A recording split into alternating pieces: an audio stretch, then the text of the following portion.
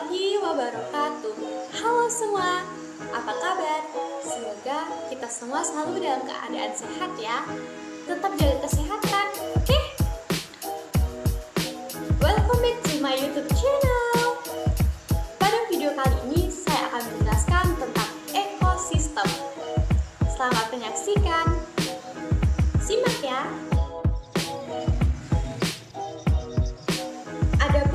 Dalam pembuatan video kali ini adalah untuk memenuhi tugas ujian akhir semester dari mata kuliah Konsep Dasar IPA Biologi dengan dosen pengampu Bapak Mahmud Al-Busari, MPD. Kita pasti pernah pergi ke sungai, sawah, laut, atau mungkin kebun binatang. Pasti tahu dong kalau yang kita sebutin tadi itu merupakan sebuah ekosistem. Masih ingat nggak sih? Atau tahu nggak sih sebenarnya ekosistem itu apa? Nah, jadi ekosistem itu merupakan hubungan timbal balik antara makhluk hidup atau organisme dengan lingkungannya. Adapun ilmu yang mempelajari ekosistem disebut dengan ekologi. Ekologi pertama kali diperkenalkan oleh seorang ahli biologi asal Jerman yang bernama Ernst Haeckel pada tahun 1869. Ekologi sendiri berasal dari bahasa Yunani yang tersusun dari kata oikos yang berarti tempat tinggal dan logos yang berarti ilmu pengetahuan. Adapun satuan makhluk penyusun ekosistem antara lain: pertama, individu. Individu merupakan satuan terkecil dalam ekosistem atau disebut juga makhluk tunggal. Contoh dari individu ini antara lain seekor kucing dan sebatang pohon pinang. Ini merupakan contoh individu, di mana individu itu sendiri merupakan satuan terkecil dalam ekosistem atau disebut juga makhluk tunggal. Nah, ini contohnya dari individu itu sendiri, yaitu pohon pinang. Individu berikutnya yaitu kucing. Kucing ini merupakan individu karena dia merupakan satuan terkecil dalam ekosistem. Yang kedua, ada populasi. Populasi merupakan kumpulan dari banyak individu sejenis pada waktu dan tempat tertentu. Contohnya yaitu populasi semut. Nah, bisa kita lihat di sini, ini merupakan contoh dari populasi. Populasi ini dinamakan dengan populasi semut, yang mana populasi itu sendiri merupakan kumpulan banyak individu sejenis pada satu tempat dan waktu tertentu. Bisa kita lihat di sini, itu dia semutnya. Dia sedang keluar masuk lubangnya, yang mana lubang itu merupakan rumah dari para semut ini. Sepertinya ini pemimpin pasukan semut.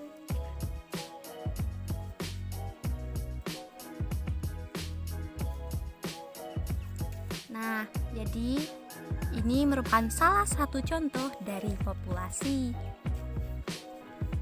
yang mana dia ini kumpulan individu sejenis yang bertempat tinggal dan berada pada waktu tertentu.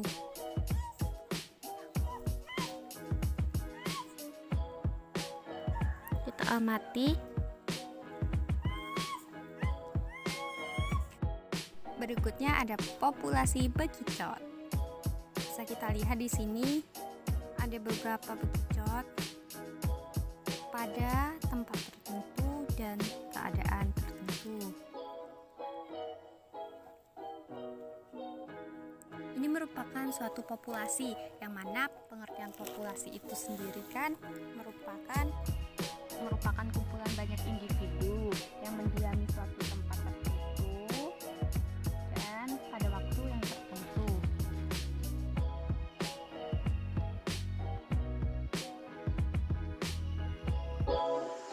Yang ketiga, ada komunitas. Komunitas ini terdiri dari berbagai populasi yang menempati suatu habitat yang sama. Adapun contoh dari komunitas yaitu populasi jamur yang hidup di atas batang pohon.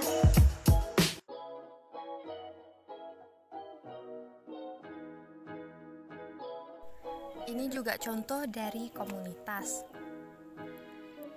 jamur yang hidup di atas batang pohon.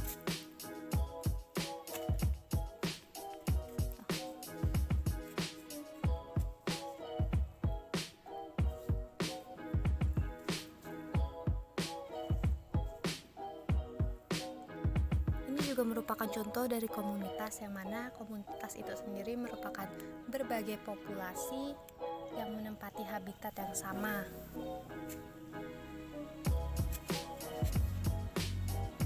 Bisa dilihat di sini tumbuh jamur di atas batang pohon.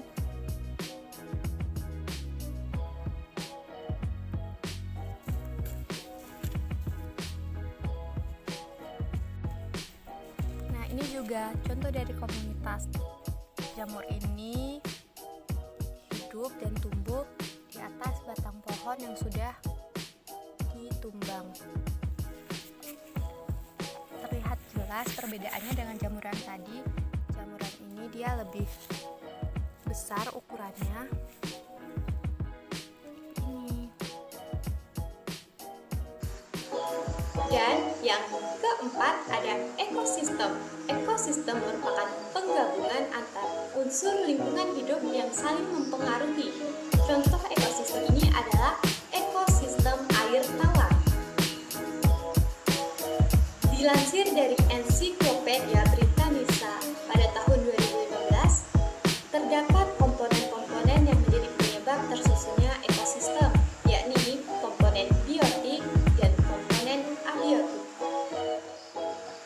Kita akan membahas tentang komponen biotik terlebih dahulu. Komponen biotik ini merupakan anggota dari ekosistem yang terdiri atau tersusun dari makhluk hidup, misalnya mikroorganisme, jamur, tumbuhan, hewan, dan manusia. Berdasarkan fungsinya dalam ekosistem, komponen biotik dibagi menjadi 3 kelompok. Yang pertama, produsen, kedua, konsumen, dan yang ketiga, dekomposer atau pengguna. Produsen adalah semua makhluk hidup atau organisme yang dapat menghasilkan atau menciptakan makanannya sendiri, atau yang sering disebut dengan organisme autotrof. Adapun contoh dari produsen yaitu tumbuhan. Jadi ini merupakan tanaman atau tumbuhan. Tanaman atau tumbuhan ini termasuk ke dalam produsen, yang mana produsen itu sendiri merupakan semua makhluk hidup atau organisme yang dapat menciptakan makanannya sendiri, atau yang sering disebut dengan organisme autotrof. Jadi, dia memanfaatkan sinar matahari untuk proses fotosintesis.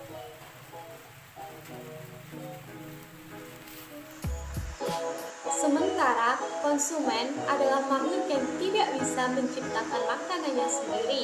Konsumen atau heterotrof ini bergantung pada produsen atau autotrof untuk menjadi sumber energinya atau yang menjadi makanannya. Contoh dari konsumen adalah hewan dan manusia. Di sini kita bisa melihat, lihat tuh ya, dia lagi makan batang dari pohon cincau. Coba.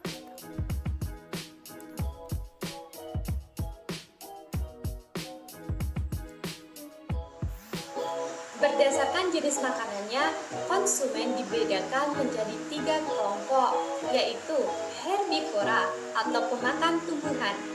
Contohnya yaitu sapi, kambing, dan ulat. Yang kedua, karnivora atau pemakan daging.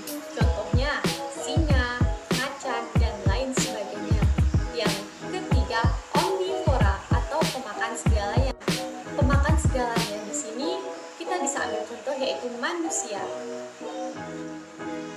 Nah, sedangkan dekomposer atau pengurai ini merupakan suatu organisme yang berfungsi untuk menguraikan bahan organik dari suatu organisme yang mati.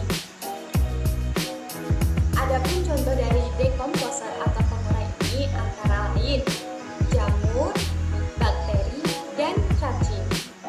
Berikutnya dari dekomposer atau pengurai ini ada cacing.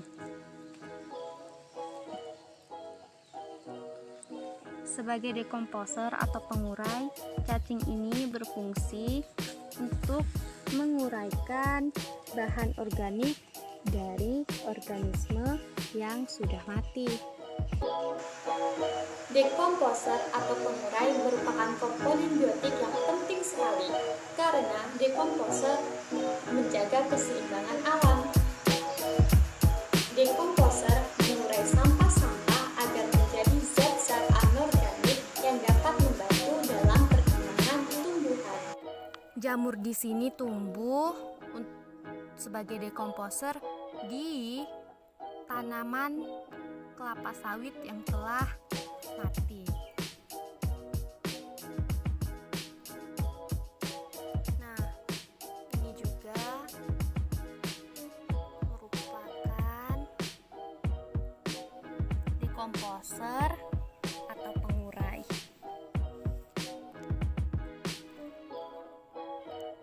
Dia tumbuh di bagian-bagian atau sisa-sisa dari pohon sawit yang telah ditumbang.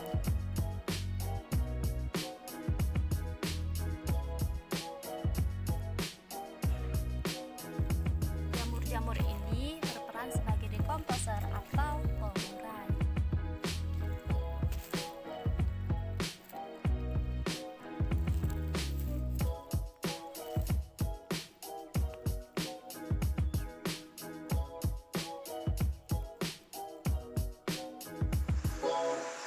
Berikutnya kita akan bahas tentang komponen abiotik. Komponen kedua yang mempengaruhi ekosistem adalah komponen abiotik atau makhluk tidak hidup.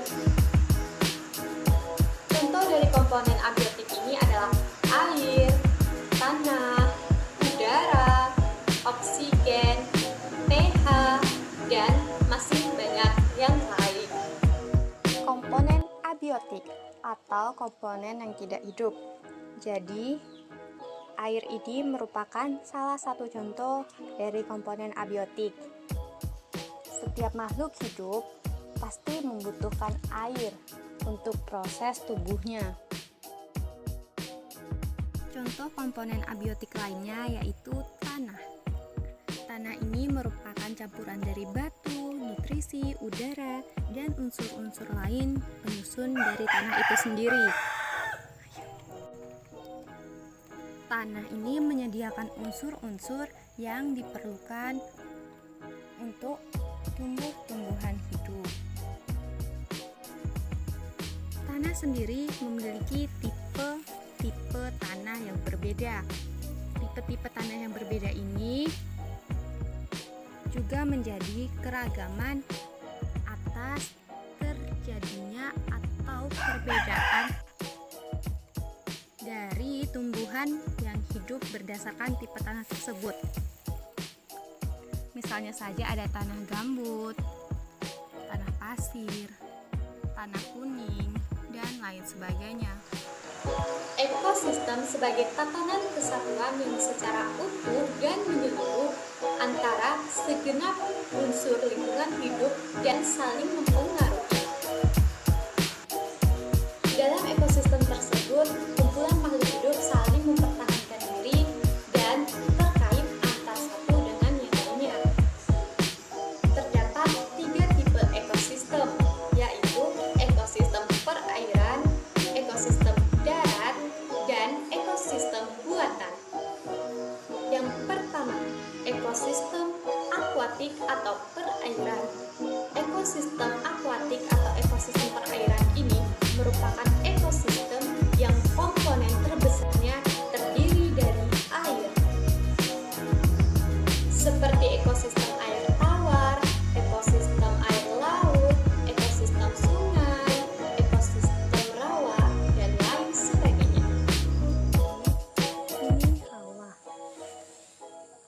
ekosistem rawa. Tapi dia terlihat bersih karena habis dibersihkan dan dibuang sampahnya seperti kayu-kayu itu. Yang kedua, ada ekosistem terestrial atau ekosistem darat. Ekosistem darat atau terestrial merupakan ekosistem yang berada di daratan. Penentuan zona dalam ekosistem terestrial atau ekosistem darat ini ditentukan oleh temperatur dan juga curah hujan. Ekosistem ini dapat dikontrol oleh iklim. Iklim sangat penting karena menentukan mengapa suatu ekosistem terestrial atau ekosistem darat ini berada pada wilayah tersebut. Adapun contoh dari ekosistem terestrial atau ekosistem darat ini antara lain yang pertama, ekosistem hutan gugur, yang kedua, ekosistem sabana, dan yang ketiga, ekosistem gurun pasir, dan lain sebagainya. Hutan ini termasuk ke dalam ekosistem darat atau ekosistem terestrial. Sesuai namanya, ekosistem ini wilayahnya berupa cakupan hutan. Dan yang terakhir atau yang berikutnya yakni ekosistem artifisial atau ekosistem buatan. Ekosistem artifisial atau ekosistem buatan ini merupakan ekosistem yang diciptakan atau dibuat oleh manusia untuk memenuhi kebutuhannya. Adapun contoh dari ekosistem artifisial ini antara lain bendungan, hutan tanaman produksi seperti hutan pinus ataupun hutan jati. Yang ketiga, perkebunan sawit, sawah irigasi, dan lain sebagainya.